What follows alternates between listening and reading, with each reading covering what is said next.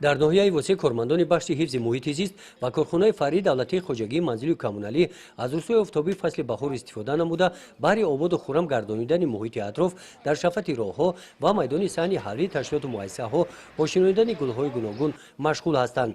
бо меҳнати кормандони ин муассисаҳои давлатӣ дар саҳни ҳавлии бинои бахши муҳити зисти ноҳия гулҳои лола шинонида шуданд. имрӯзҳо дар тамоми ташкилоти корхонаҳо шинонидани гулу гулбутаҳо ва дарахтони ҳамешасабзу ороишӣ идома ёфта истодааст. бо сабаби мусоид омадани боду ҳаво нақшаи пешниҳод намудаи раёсати ҳифзи муҳити зист ва ҳифзи муҳити зисти вилояти Хатлон то имрӯз дар ноҳия 144% иҷро шуда истодааст. новобаста аз ин боз корҳои ободонӣ шинонидани дарахтони ҳамешасабзу ороишӣ ва гулу гулбутҳо аз ҷумла гули лола гули садбарг идома ёфта истода дар тамоми миқёси ноҳия. бо даъвати кормандони бахши ҳифзи муҳити зисти ноҳия дар қатори кормандони ташкилоту муассисаҳо дигар сокинон ҳамарӯза ба ҳашар баромада дар ободу зебо гардонидани табиат саҳми арзандаи худро мегузоранд. дар маркази зидди бемориҳои сил бо иштироки кормандон бо шинонидани гулҳои лола саҳни ҳавлии муассиса ба куллӣ тағйир ёфта ба чаманистон табдил дода шудааст. ба ин муассиса монанд кормандони шабакаҳои барқи ноҳия бошанд тариқи иштирок дар ҳашарҳо дар саҳни ҳавлии муассиса зиёда аз 100 беғ ниҳолҳои гуногуни мевадиҳанда шинониданд.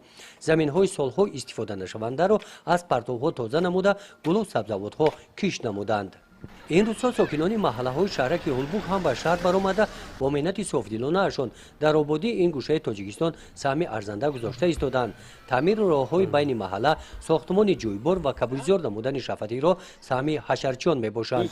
се кӯчае ки дар ман вобастаи ман раиси маҳалла ҳамин вобаста мада ҳамин хелас ман ҳамин кадес ҳам ки кори ҳоли трактор маслиҳат кардагим бояд биёяд ҷиборои барои латока бояд бикана тайёр куна ин ҳамин наздики байни 10-15 рӯз пас мешавад коро ки ҳамара мо туғрӣ мекунем рай пиёдагарша ҷидо мекунем рай латокша туғрӣ мекунем ҳамаш ҳамин сол ҳамин се кӯчара мо ҳамин нақшада монда.